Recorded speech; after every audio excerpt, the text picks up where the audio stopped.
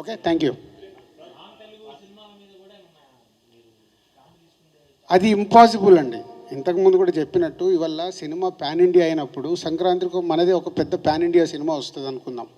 వాళ్ళు వెళ్ళి తమిళ్లో రిలీజ్ చేయాలి, కన్నడలో రిలీజ్ చేయాలి, హిందీలో రిలీజ్ చేయాలి. మనం చెయ్యాలి అనుకున్నప్పుడు పక్కన నుంచి వచ్చేలా మీరు ఆగండి అని చెప్పలేం కదా. సో ఇది ఈరోజు సినిమా మారిపోయింది, ఇస్ అ గ్లోబల్. పోతే మన సంక్రాంతికి ఫస్ట్ ప్రయారిటీ మన సినిమాలకు ఉండాలి, తర్వాత ఆ సినిమాలకు. ఇప్పుడు సంక్రాంతికి మనం చూసాము, అక్కడ 2 తమిళ సినిమాలు రిలీజ్ అయ్యాయి. మన దగ్గర మనం 4 సినిమాలకి ఫిక్స్ అయ్యాము కాబట్టి అదర్ లాంగ్వేజ్ సినిమాలు ఏం రిలీజ్ కాలేదు. వాళ్ళు ఇప్పుడు 26 జనవరి మొన్న చేసుకున్నారు.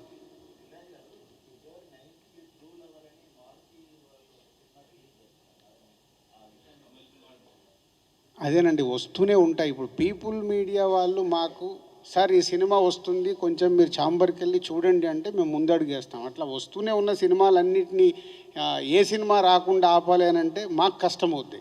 బట్ పీపుల్ మీడియాకి వెళ్ళి డెఫినెట్గా ఇది వస్తే దాన్ని 100% చేద్దామని రాజేష్ గారితో అనిల్ గారితో మాట్లాడి ఒక సినిమా తగ్గితే మెజారిటీ థియేటర్లు ఈగల్కు పడాలి. ఎందుకంటే వాళ్ళు సంక్రాంతికి మాకు ఛాంబర్కి సపోర్ట్ చేశారు కాబట్టి దాని పాయింట్ ఆఫ్ వ్యూలోనే చేస్తాం.